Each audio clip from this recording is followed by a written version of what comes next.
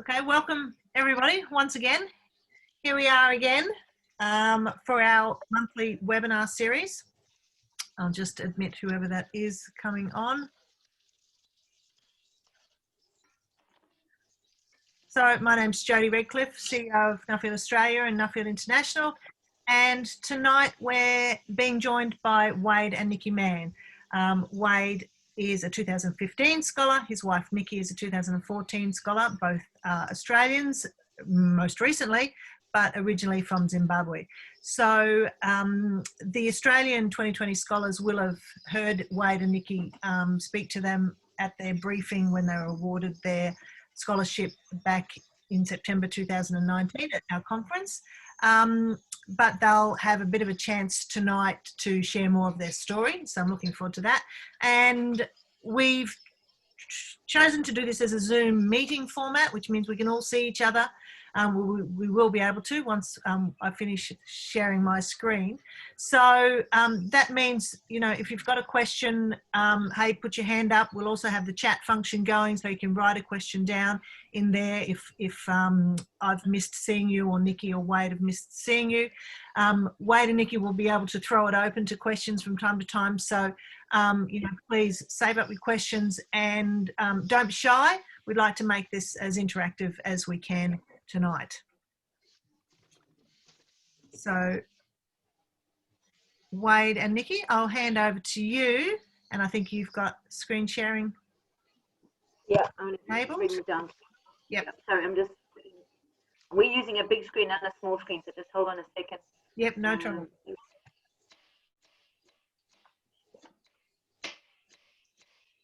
So Wade and Nicky, just so you know while you're doing that, we've got Frank on from the Netherlands, we've got some from Ireland, the UK, Australia, Africa, South Africa. No, Ranga, I beg your pardon, Zimbabwe. Sorry, we're going backwards through our slide because I can't get to the front of it. I'm terrified to lose it now. So, working. And don't forget, if you're not speaking, put your microphone on mute so we can hear Wade and Nicky. I just want to say hello to everyone and happy 2020. What a year it's been. We'll get straight on. We're just going to do a little bit of an introduction of our background and then sort of like open it up to everyone, let everyone ask questions. And yeah, we've got to make it more really interactive. We want to know how you guys are going, if anything we can help you with, or anything that the alumni can help you with. So that's Wade and I, both Nuffield Scholars, 2014-15. So I'm just going to move this along. Right, hopefully this is going to work. So our story starts back in Zimbabwe, and we see that Ranga's on, and we were born and bred in beautiful Zimbabwe. And we lived in Bromley, which is just, what is it? Southeast of Harare. Southeast of Harare. And Wade and I, in 1996, set up 2 hectares of roses for export. And it grew quite quickly. And before we left Zimbabwe in 2002, it was 6 hectares of roses, exporting over 200 tons of roses a year to Europe. And we used to sell on the auction floors and also direct to supermarkets throughout Europe. So obviously people probably know our story. We got evicted from our farm, and but we, like a lot of the other Zimbabweans, we made another plan, and we were very fortunate to get permanent residency in Australia. We got a visa to allow us to come here for 3 years to prove ourselves to the government of Australia that we could stay. So we left Zimbabwe in 2002.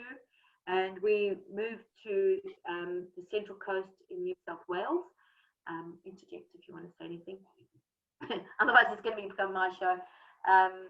So we moved to Central Coast of New South Wales, which, for those of you from abroad, we're just about an hour north of Sydney, right on the coast. We rented a greenhouse, and we started a little business where we were growing roses, just like we did in Zimbabwe.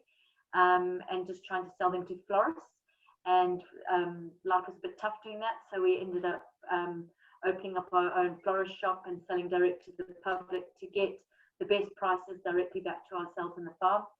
We'd come to Australia with 3 children, a 6-year-old, a 5-year-old and a 2-year-old. And I think if I'd known how expensive labour was in Australia, I would have come with more kids, because we've had to use them as slave labour all their life.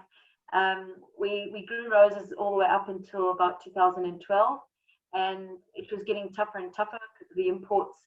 So in 2012, we decided to diversify into intensive berry production, but with neither Wade or I had got any experience about growing berries, and obviously having a rose background. So that's when I actually applied to do a Nuffield Scholarship to learn about the best practice intensive production of horticulture. I'll keep going, and we'll come back to anything that we've missed before. So in 2014, I did a Nuffield Scholarship on intensive berry production using greenhouses, substrates and hydroponics, and trying to maximize yield and quality. It was a hell of a journey, and I had a fantastic 2 years that Wade thought, stuff this, I'm going to get my own back.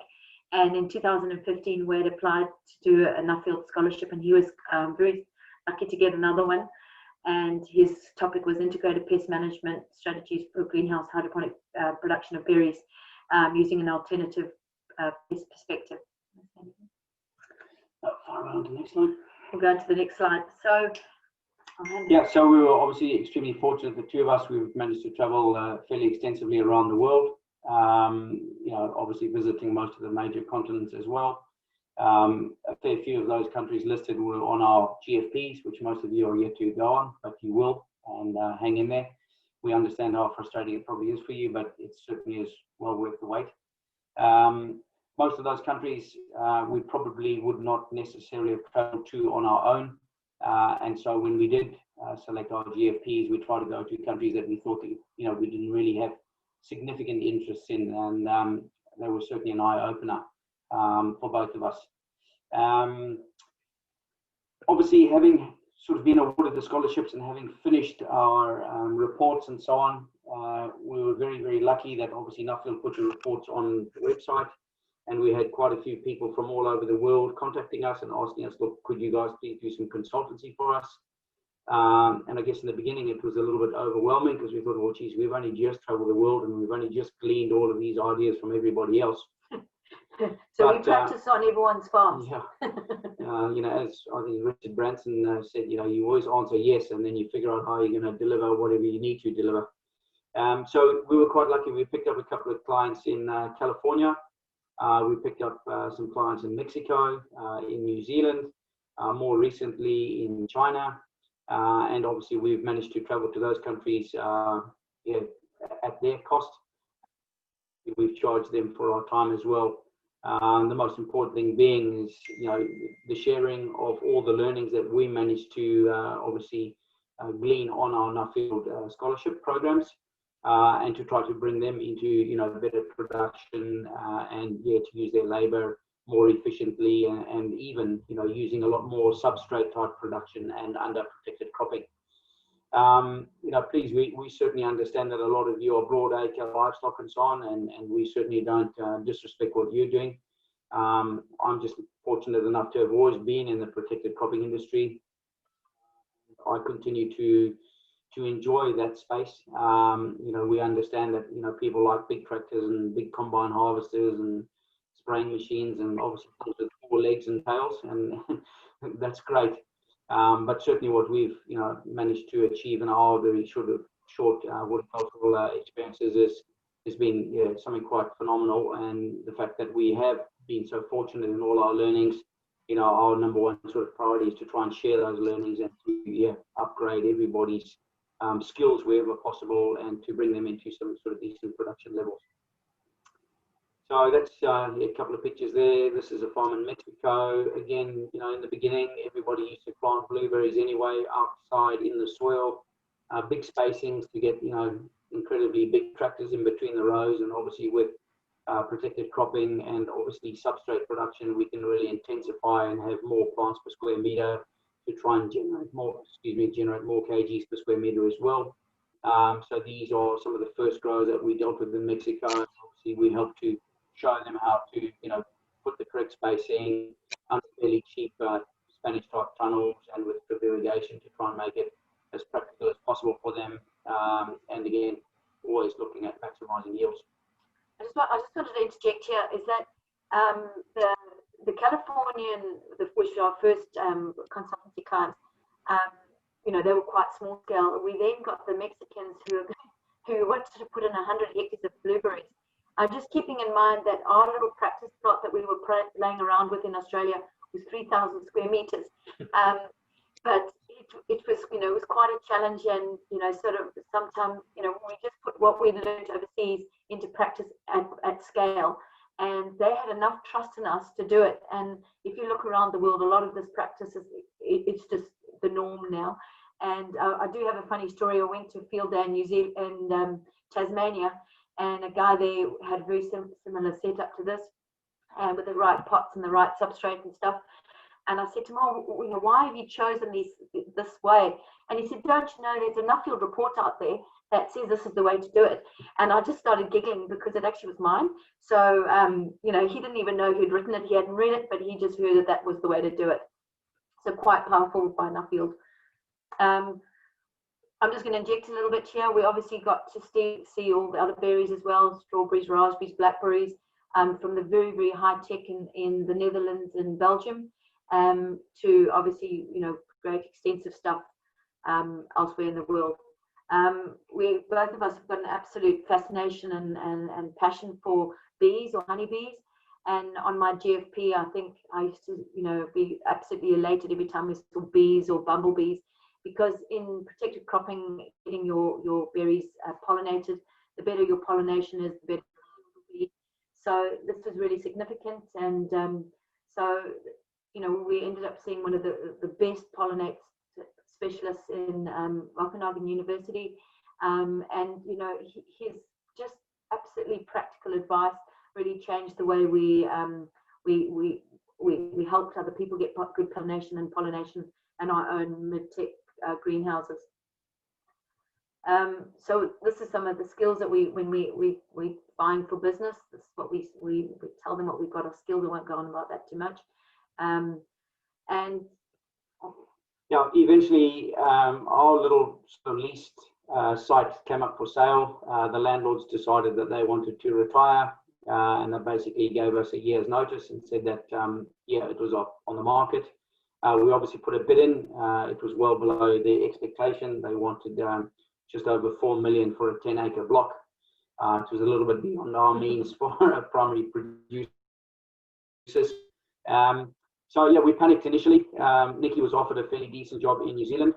Unfortunately, they couldn't come with another offer for myself, so we decided to hang on in Australia, and we were extremely fortunate that not long after there was an advert in one of the local horticultural publications, Family Fresh Farms, which I'm sure most of you would be aware of, is owned by Jerry Harvey, and it was for a grower position for obviously snacking cucumbers. I applied for the job. The CEO at the time said, don't come to me, I'll come to you. He came and had a bit of a scratch around our project and said, what do you do and how do you do it and all the rest of it. And he then looked at Nicky and said, well, what are you going to do? And she said, oh, I've got to go and find a job. And he said, oh, I'll take you both on. So we were extremely fortunate there. Nicky is obviously in charge of the labor management. So all of the recruiting, all of the induction, all of the training, and also in charge of workplace health and safety. I started off as an assistant grower, and I've now been fairly recently promoted to a senior grower. Our CEO has moved on. We now have a general manager. He is from the Netherlands, extremely knowledgeable on glasshouse production of snacking cucumbers. He's what we'd call a fly-in, fly-out general manager. So he comes out to Australia for 2 to 3 months at a time, and then he returns to the Netherlands for 2 to 3 months and then back again. And so, as I said earlier on, Nicky and I have been promoted to literally second in charge. So when Patrick is not around, Nicky and I are in charge. So yeah, there's obviously a fair bit of pressure on us. Just quickly, we produce roughly 3,000 tons of 30-gram snacking cucumbers per annum. That's off a 5-hectare footprint. It's very, very high tech. We have all bells and whistles. So as I said, glass houses, it's all substrate production. It's on hanging gutters. We have carbon dioxide injection. We have a biomass boiler. You can see we have a pipe and rail system there, which is for heating and also for all our trolleys and scissor lifts and so on.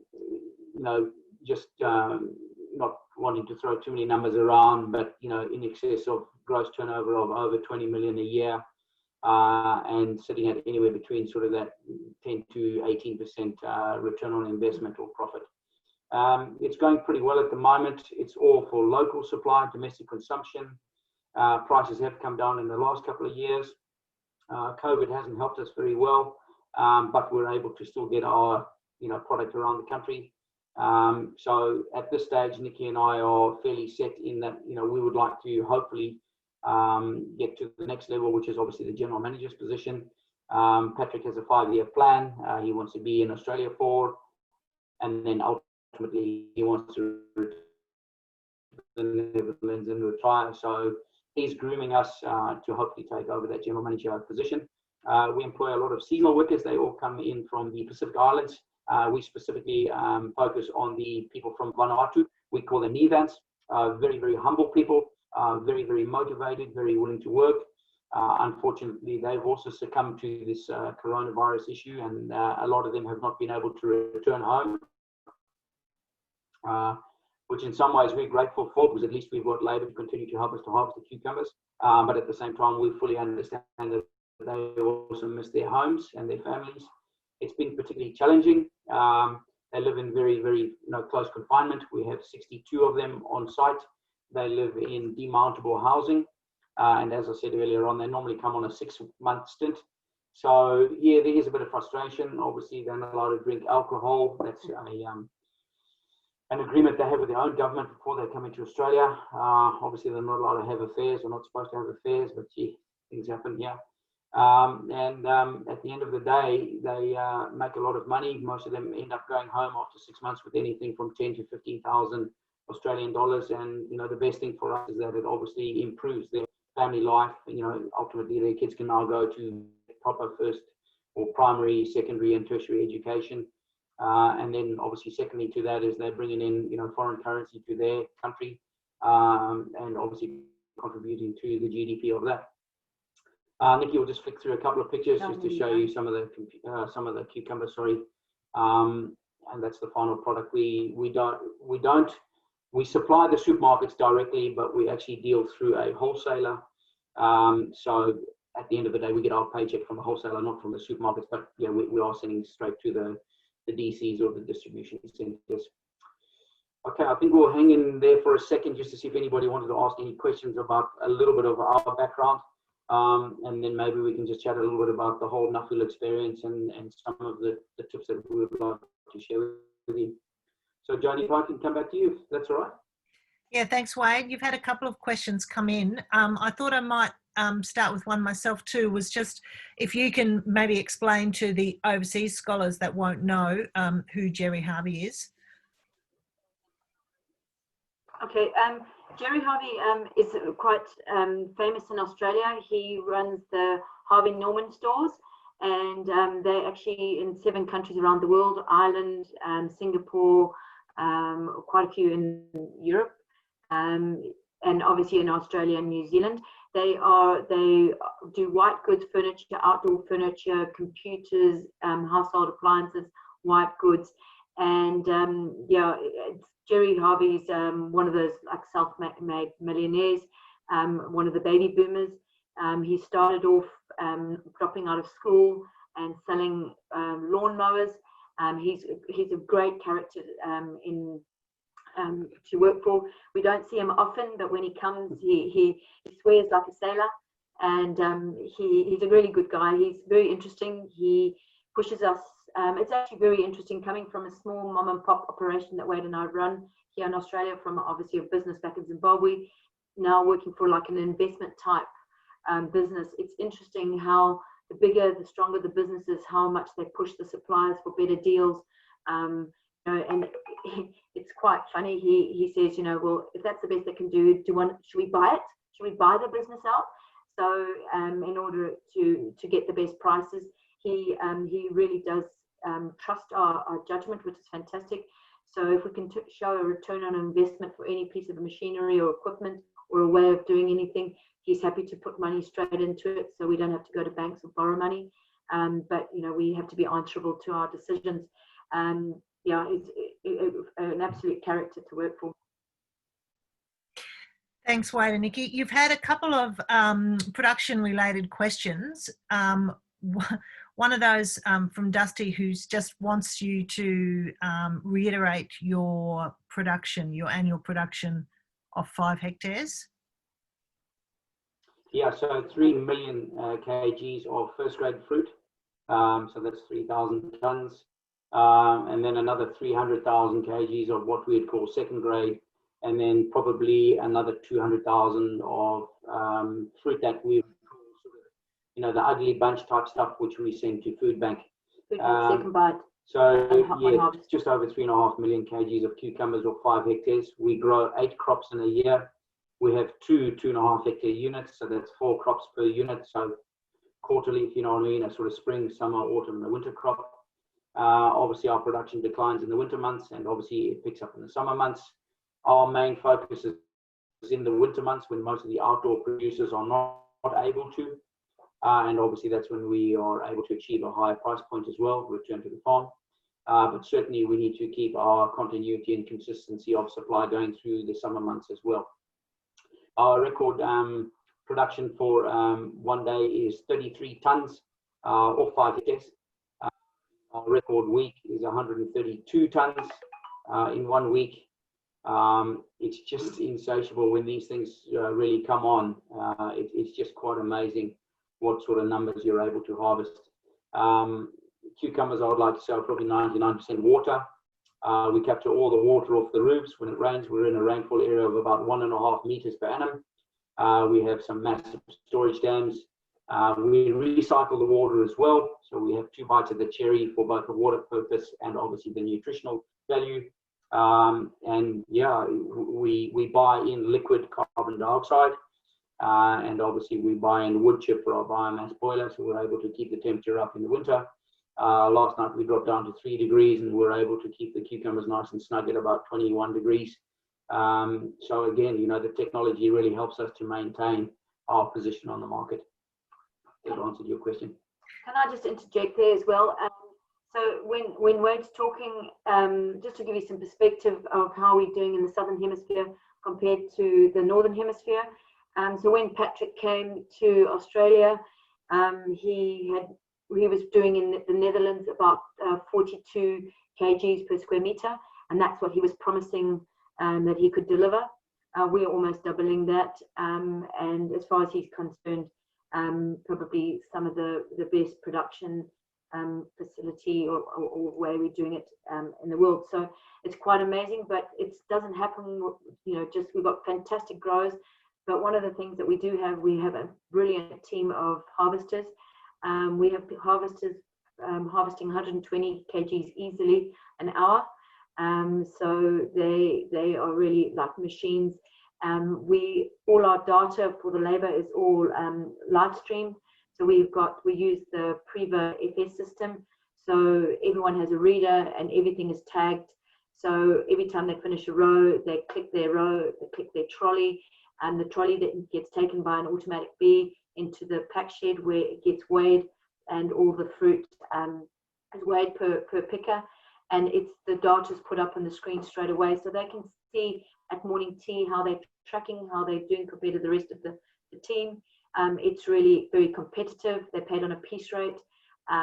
Wade was saying before that some of the workers go back after a season with 10, 15. We have had people going back with 25, 35 and $40,000 after 6 and 9 months. So they make great money. They work very, very hard. You know, and a lot of our success is to do with our people. Very short answer there. Now, there's lots of questions coming thick and fast.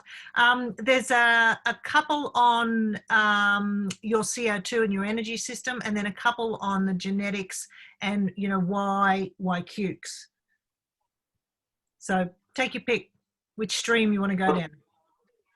You do the energy, I'll do the kicks. Yeah, certainly the energy. So when we first invested in the biomass boiler, we didn't have the right method to extract the CO2 out of the heat that we generate.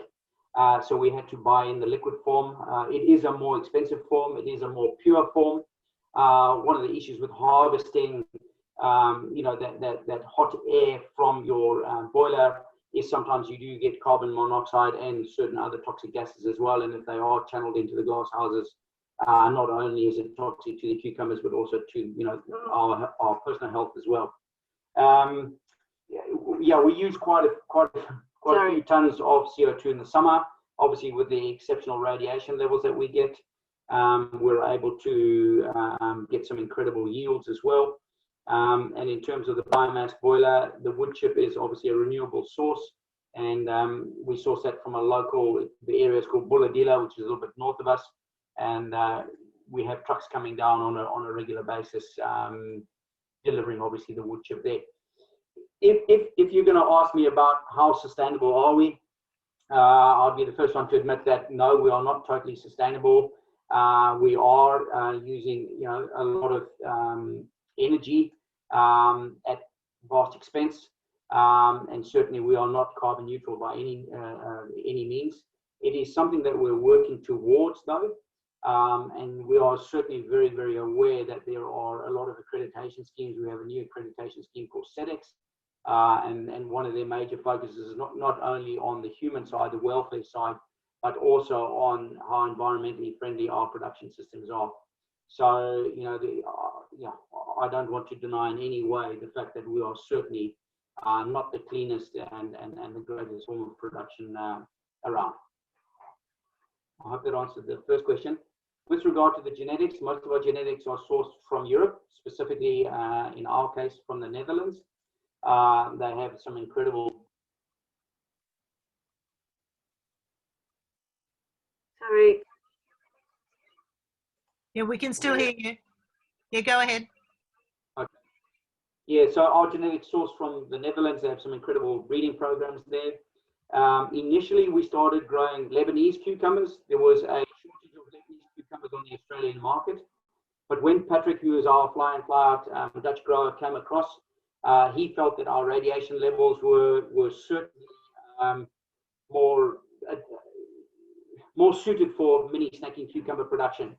So he decided to go back to the Netherlands and to try and secure genetics in that line or in that sector. And obviously, when we managed to get the genetics specific to the snacking cucumber that we were after, the wholesaler already had an arrangement with that specific seed company. And so that wholesaler has got the exclusive rights to the variety that we grow. Sorry, a long way to try and get to a very simple answer. Thanks, Wade. A couple of questions about staff. So how do you maintain the morale of the staff, but then also what's happening in terms of robotics replacing staff? Okay, when it comes to keeping our morale up, you've got to understand that in Vanuatu, their money is probably, or the Australian dollar is 10 times to one of their dollars. So when you're working in Australia at $24.36 per hour, just remember that for them, it's like working for $240 an hour, $240 an hour. So they, and even on the piece rates, we just got our wages for this past week. We're looking at our average wages this week. People are earning about $27.35, $32 an hour at the moment. So keeping the morale up is actually pretty simple. The money is definitely there. We do invest a lot of time and energy. I mean, that's what my sole job was. All our training is done in Bislama. I use a lot of video, a lot of I actually get our top workers, I video them, I interview them, I video their techniques, and then we share it with the rest of the people. So our job is to identify our superstars, our top performers, and then glean what they do and then share it with the rest of them to make the others, better, more efficient. It is very competitive. We have cash bonuses every Friday. So for outstanding performance, it's not we do most improved. We're not just rewarding the top because they're already making great money. We have very good team meetings in the morning. We have a team meeting with the whole group every day, and we always do exercises or games together. We try and do big celebrations when it's people's birthdays, when it was Vanuatu Day, Father's Days, Mother's Days. We do try and make sure that we celebrate the wins. We're very, very proud of our team, and we have been. We do know that some of our clipping girls are probably the fastest in the world. So when they go home, we get a certificate from the suppliers of the clipping guns to certify that they are the fastest in the world. So motivating, our big thing is people first, profit from them, and it seems to be working. We also have you probably couldn't see it on the footage there. We have a little soccer field. We have our own gym, 2 treadmills, 2 bicycles, 2 rowing machines, a set of weights, and so on. We have a volleyball court. We have a basketball court. We cook their own food for them. Obviously, they pay for that.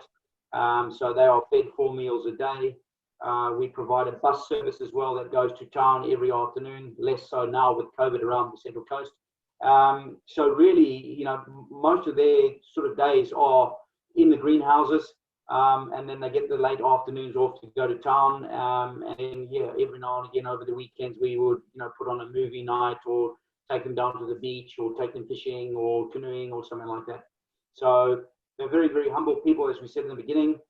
Not very aggressive in any shape or form. And basically, we try and incentivize the best pickers with selecting one of their own from home to come on the next trip. And so there's, a bit of a ranking system to try and keep, obviously, our efficiencies and productivity levels at the greatest. Sorry, this is just some more footage I think he's got running of, just the various people. This young lady's from Uruguay. She's a backpacker. Was supposed to be with us for 6 months, and she's now been with us for 2 years. She's got a twin sister as well. Both of them absolutely fantastic girls, very, very motivated and delightful to work with.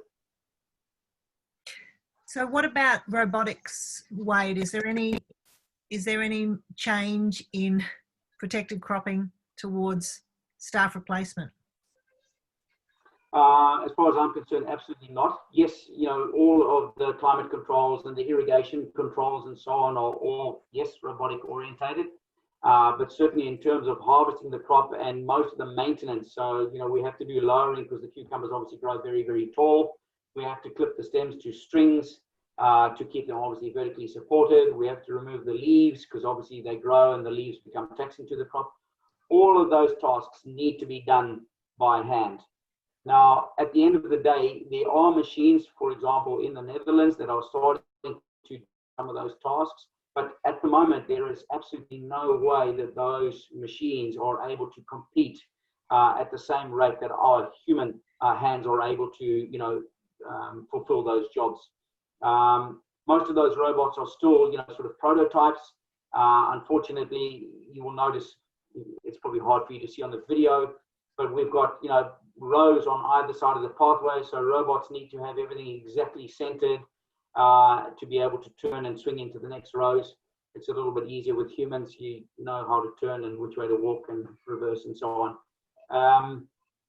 We feel that this will never be fully automated. The computer has got a long way to go before it can fully take over all of the, the human things. There's no doubt about it. The human eye is just absolutely incredible when you are selecting the correct size fruit, the correct color, the correct shape, and so on. And at the moment, the supermarkets are able to take most of those very, very slight variations without any problems at all. So it's certainly nothing that I see happening in our space or in our sector for the short to medium future anyway.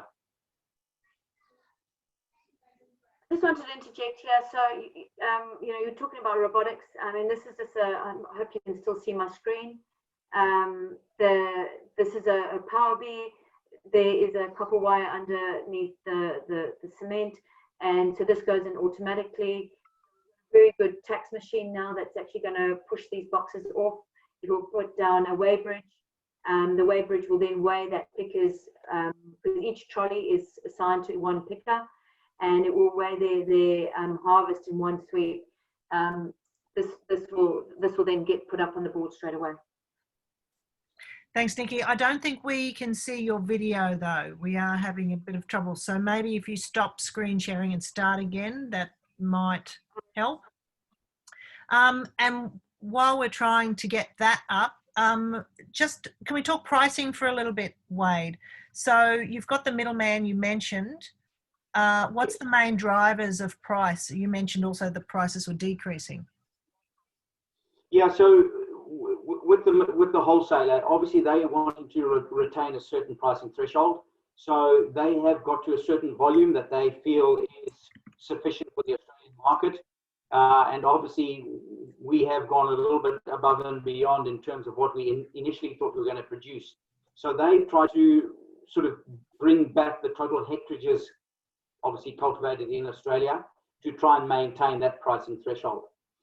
On the other side of it, the supermarkets are seeing cucumbers more as a commodity than a speciality. And so I would like to say that cucumbers are priced, fairly similarly to berries. And I'm sure most of you would be, fairly flabbergasted at the price of, at certain times, raspberries and blueberries.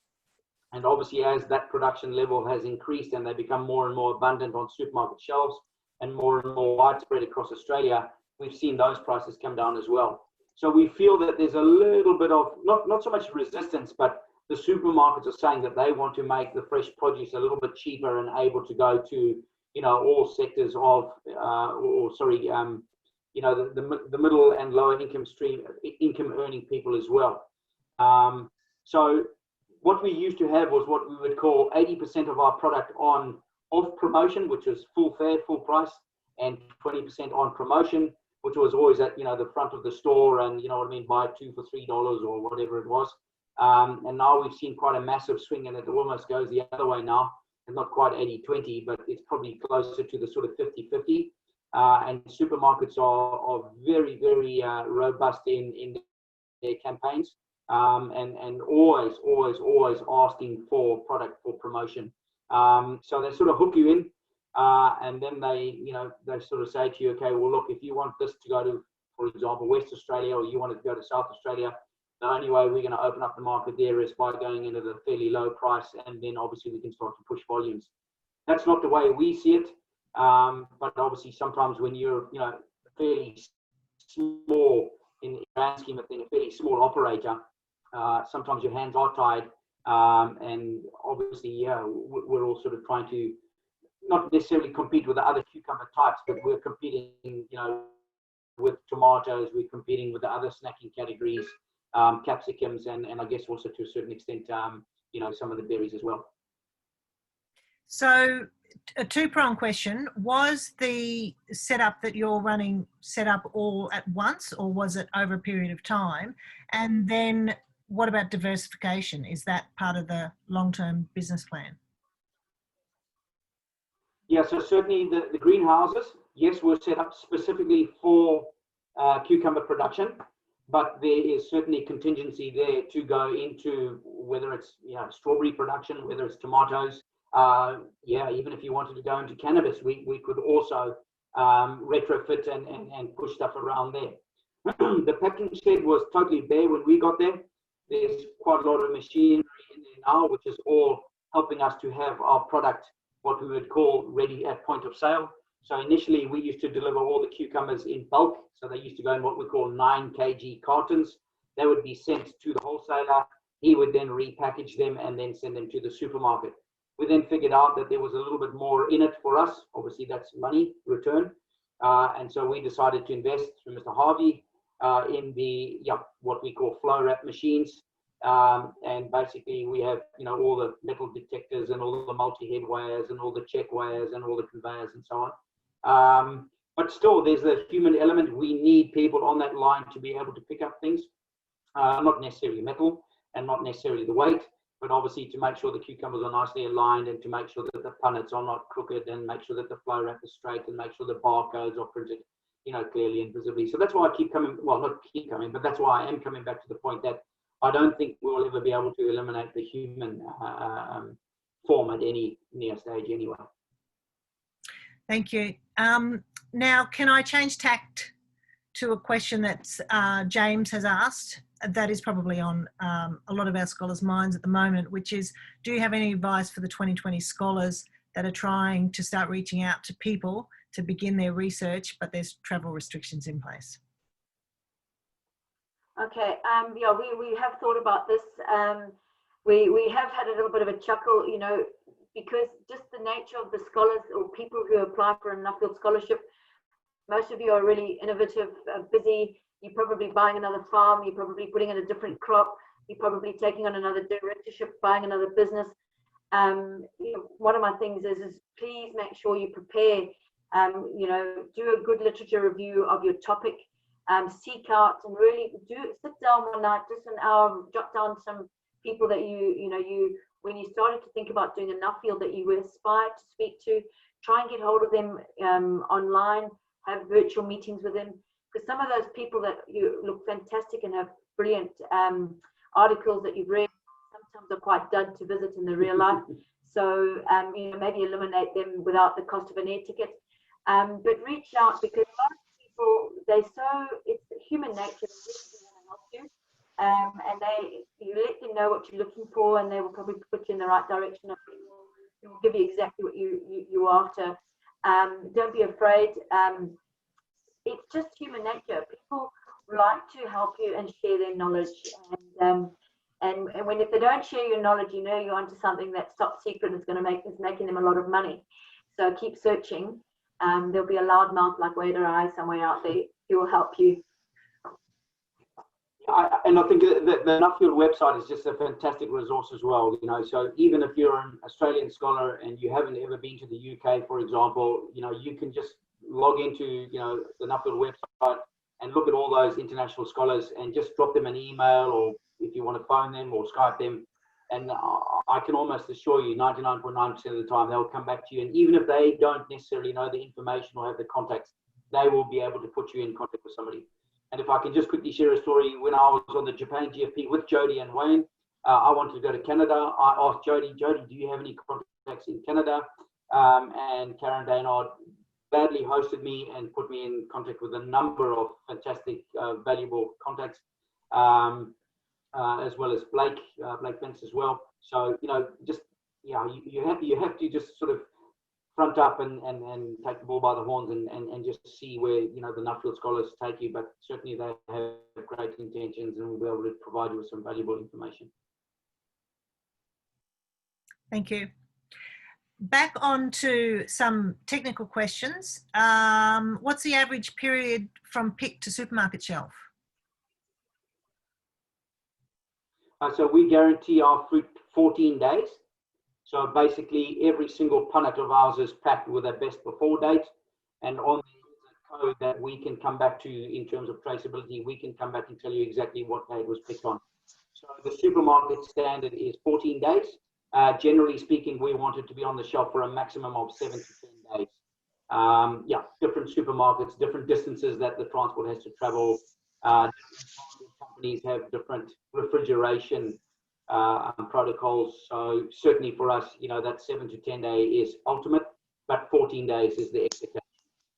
Mm. And I just wanted to also say that, sorry, I just interject there. So when we pick into the boxes, they then go into the cold room. We do like to take the field temperature also 1 to 2 days, depending on how full our cold room is. And then the fruit gets taken out of the cold room and then put through the packing machine when it's chilled. And the beauty of that is that when it comes out, the condensation makes the cucumbers wet. And then they go through our multi-head weigher very nicely. And yeah, so it's probably, we have gone through periods in the winter where we actually picking the cucumbers and they're going straight onto the line because, you know, the market is so strong. We have days that maybe it'll be three days in the cold room and then it's still going out. You know, thank goodness the cucumbers are very, very hardy and they hold up very well. It's not like dealing with raspberries or blackberries. So we think they're pretty tough. Or roses. And did you mention early on you're injecting the punnets with carbon dioxide? Can you talk about that? No, the CO2 is injected into the glasshouse. I'm sure everybody remembers at school photosynthesis, the good old equation, CO2 plus H2O. Anyway, so yeah, we pump in about anywhere between 600 and 850 parts per million of CO2.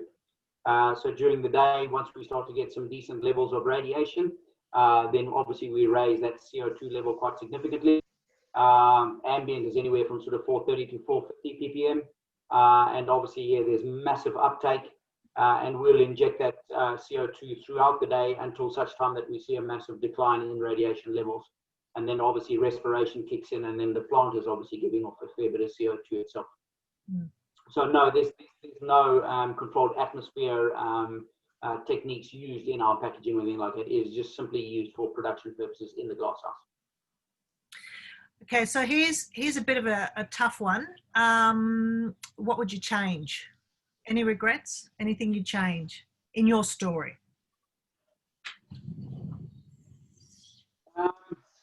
Yeah, you know, you always have regrets, and possibly our biggest regret was the fact that we were never necessarily able to support our kids through all their schooling days. We left, you know, Zimbabwe with a, you know, sort of backpack and very, very underfinanced and undercapitalized. And unfortunately, it was a massive struggle for us for a long time. And we were lucky enough to have, you know, had an incredible upbringing in Zimbabwe. We both went to private schools. We were able to go to university. You know, we went back onto what was our parents' farms, and we were taking over, you know, on different roles and different sectors there, diversifying the farms. And we haven't been able to, you know, afford that to our kids. Having said that, we've got two boys in the Royal Australian Navy who are doing exceptionally well. Our daughter's in third year at university, in third year doing paramedicine and nursing. So, you know, that would be one thing that I would really like to change. And the way I can change it and the way Nicky can change it, the two of us, is by hopefully providing something for our kids later on. And maybe not necessarily for our kids, but for hopefully their kids or our grandchildren. So, yeah, our legacy is not finished yet. But, you know, what we would not ever change is the fact that we love to teach. And, you know, the Nuffield experience was just another opportunity for us to meet so many more people and to help to, you know, try and improve on global agriculture as a whole. You know, there's no secrets between us. You know, if anybody wants to know anything, we're very, very open to help people to hopefully improve. And as I say, you know, we specifically have targeted, you know, the substrate glasshouse sector, and that's the field that we feel most comfortable in. That's where we see the most change. That's where we see the biggest changes anyway at this stage of our lives. But, you know, we're always happy to help wherever we possibly can. I'm just going to have my 6 pence worth as we seem to compete for ideas. You know, if there was anything it can change, but I think our journey has made us who we are. I'm a lot more empathetic, really more understanding. You know, we had some tough decisions. We left, you know, beautiful family farms and stuff back behind. We made some tough decisions, you know, to keep our children safe and to walk away from a country you love so much. But, you know, you do things for a reason and for your children. And our kids have, you know, we really struggled in our own little business, and we stuck to it. And the main thing we stuck to was we wanted to keep them in the same home, to the same schools, and not chop and change all the time. So, you know, we struggled on in a business that would probably, the writing was on the wall that was never going to be successful. But if it hadn't been such a challenge, I don't think we would have tried to go for a Nuffield. And Nuffield has really changed our lives and given us so much more. So I'm really grateful for that. And I just want to share with everyone that I think when you farm, and sometimes it's really hard and down and out, there's always someone worse off than you. And, you know, you've always got to be grateful, pick yourselves up and keep going. But, you know, one of the things that, you know, we also seem to undervalue ourselves. And in this business now, you know, we're doing very, very nicely. We've been really accelerated in our positions at this farm. And they give us so much trust with a very, very big budget. And you've got to trust yourself to do the best. And, you know, because we know how the value of money and how things are. And I think now, we've got to a place that, our kids are finally seeing that we got stable incomes, and, we're pretty settled, and it isn't the end. And I sometimes, I don't want anything to change, because, your journey is what makes you. And I think if we hadn't had it tough, or if we'd actually inherited our family farms and gone ahead, we probably wouldn't know what it's like to be really down and out and struggling. And I think that's probably why our empathy and our relationship with our staff is so good, because the Vanuatu people are very like the Zimbabweans. They're very humble, they're very hardworking, they're generally really, really good people, and they've got good hearts. So we've got an opportunity to give back to people who are really grateful for it and making a big difference to their little country. So that's pretty, it's pretty good, special. Thanks, Nikki. Thanks, Wade. I have a question that came in quite early from Luke, who's a cherry grower in Orange, 2020 Scholar. And he'd like to know what your thoughts are when establishing a new crop or variety. What do you think is more important, establishing the crop to sell or the market to sell into? Market. Absolutely. The biggest mistake, I think, with the horticultural industry is that we've got fantastic growers. We can grow great crops, but we can't market them. Find your market and work backwards. It's quite amazing. We're quite a big, we're quite a big, powerful business, but we're not unharmed when it comes to the supermarkets and wholesalers.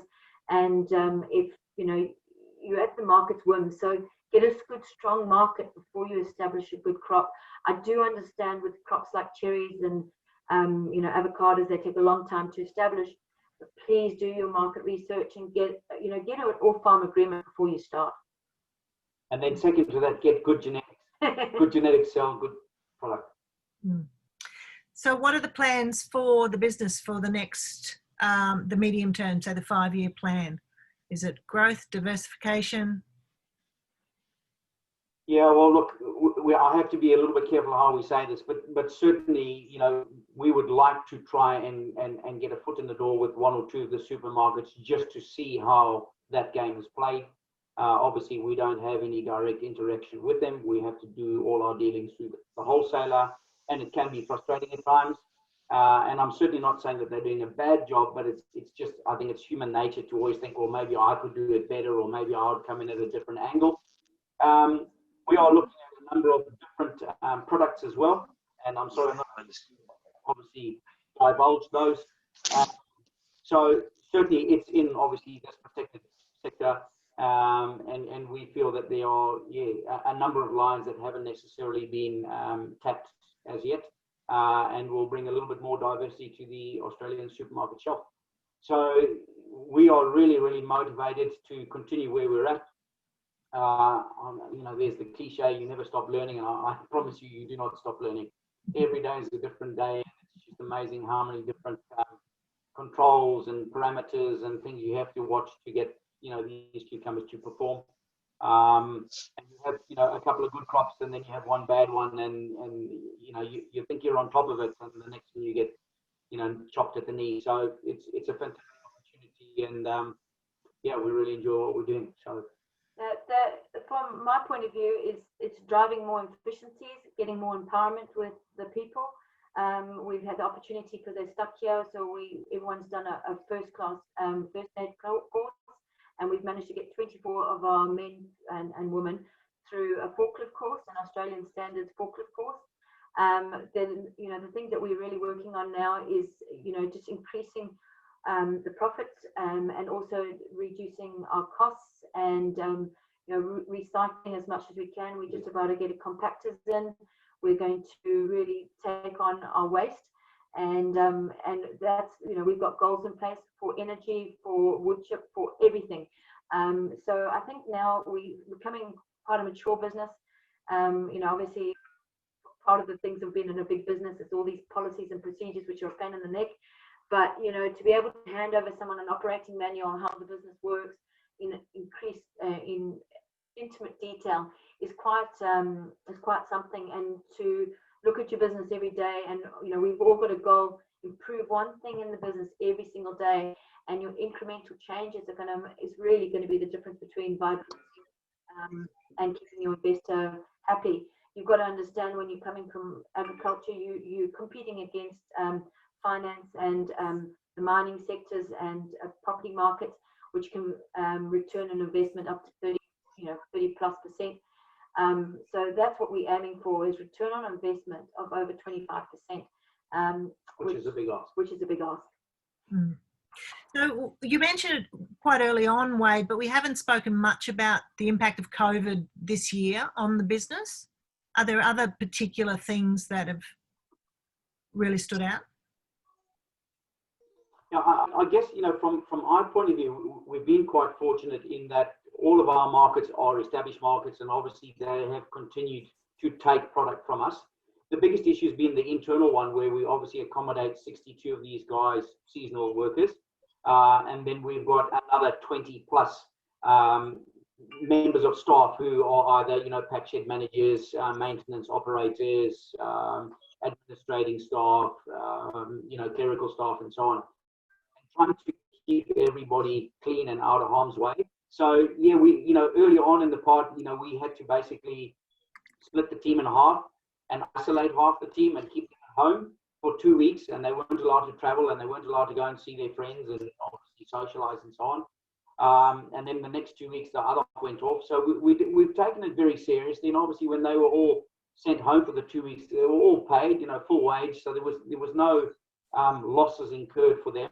So that's when Mr. Harvey comes into it and says, guys, this is a big business, and I'm not prepared to take a massive loss. So let's be proactive about it, and let's make sure we've got some strategies in place. So I guess one of the issues was, for a certain period down in Victoria, when the sort of second wave hit, the distribution centres were closed. Once again, it meant that a lot of the transporting companies weren't able to deliver, for example, our cucumbers to the supermarkets, because from the distribution centre to the supermarket, obviously the distribution centre was closed, and so there was no pathway there. Our wholesaler went and hired many minivans, and were able to get the product from the distribution centres out to the supermarket directly. So we were extremely lucky, but at the same time, I think they also recognised the value in the product that we produce, and the volume that we produce, and it was obviously in their favour to keep those shelves stocked. So to be totally honest with you, it hasn't had a significant impact on us just yet. However, 2 weeks ago, we did have a detection in our area. It was also on another cucumber farm.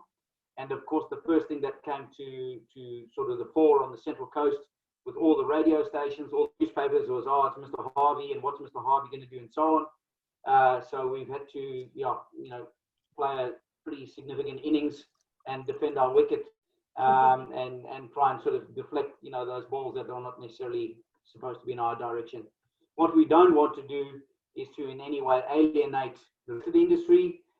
We don't want cucumbers to be seen as something that may contain coronavirus, and obviously we don't want the poor bloke down the road, who's obviously a much smaller grower than us, to be impacted upon by some negative press. So we've tried to keep it in-house, and obviously he has been closed for 2 weeks. He's had his staff tested, and a great result has come out of that. But it was a big scare, and to be totally honest with you, I got a phone call from Mr. Harvey directly to say, what the bloody hell is going on? Why haven't I been told about this? And we had to quickly tell him that it wasn't us, and don't worry, Mr. Harvey, everything's fine. And at the end of it, he said, are you happy? And I said, yes, I'm happy. And he said, well, then I'm happy. And he put the phone down. So I'm happy.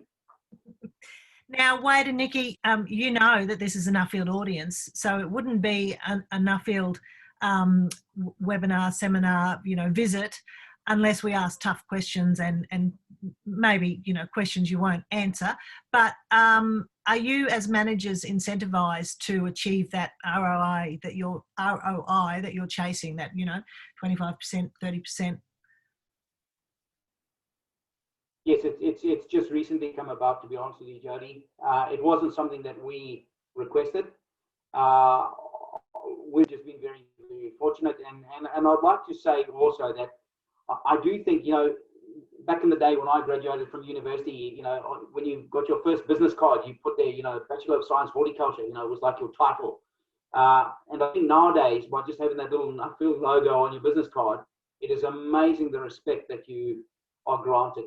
And I think just as a result, you know, we're very lucky that the two of us, you know, let's just call us, you know, the pair of us working in the same business was a massive risk for the company initially, and then thankfully they've decided that we're more of an asset than a liability at this stage.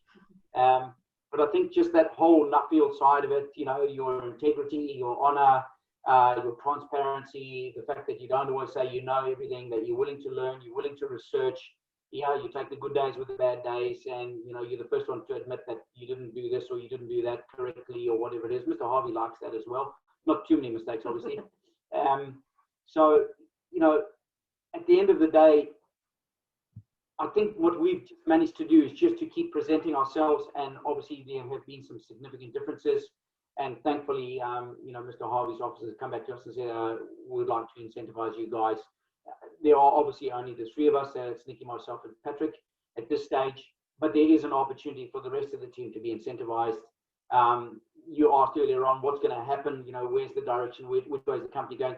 I think initially for this year anyway, with the coronavirus and the way it sort of, you know, impacted the rest of the nation, is just to consolidate. All we're doing is consolidating at the moment. You know, no capital expenditure, no significant differences in our cropping, but it's something that we are planning ahead. And so, as I said, you know, we're very lucky with that sort of forward thinking, that Mr. Harvey's office has come back and offered us a bonus. Yeah. Just another thing. It's really important to both Wade and I that this business works.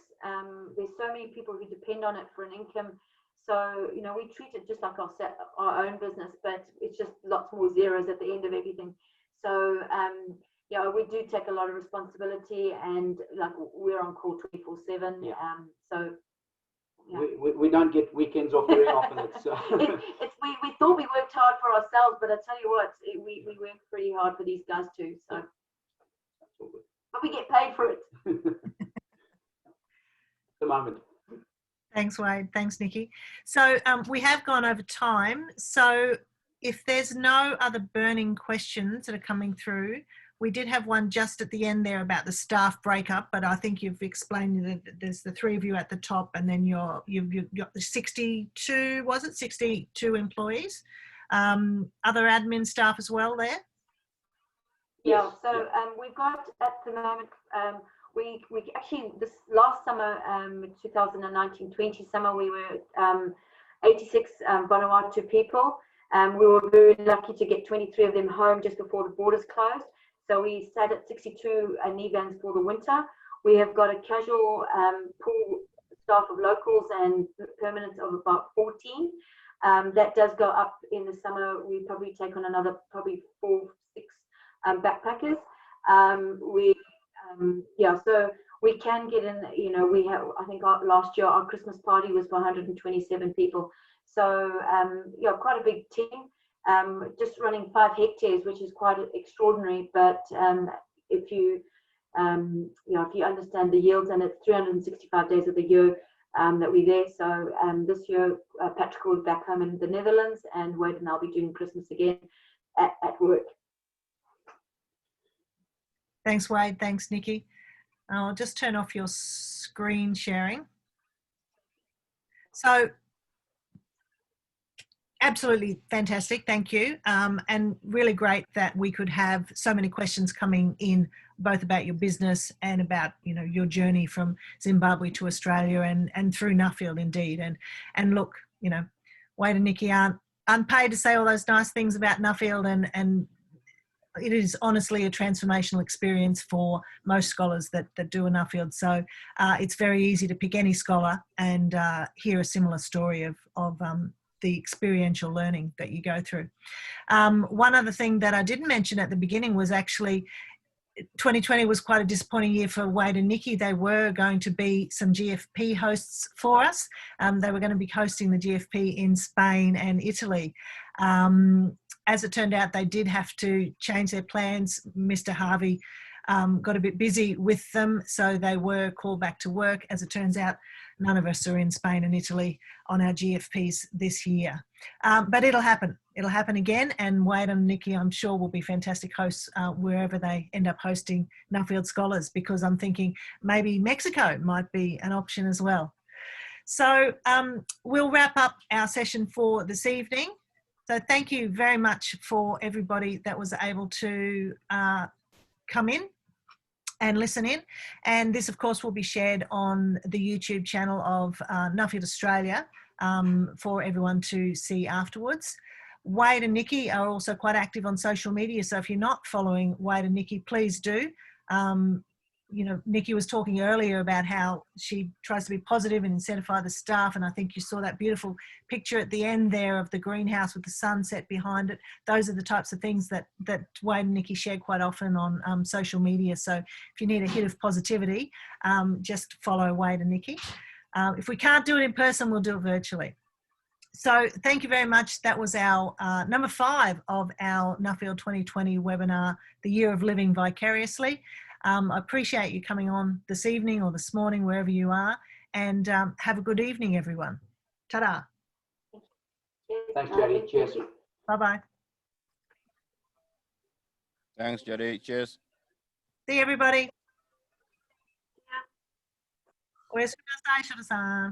Bye-bye. Thanks, Jody. No worries. Ta-da. Thank you. See you, Teresa. Well done, Jode. Thanks, Rob. Talk to you soon. See you, Robbie.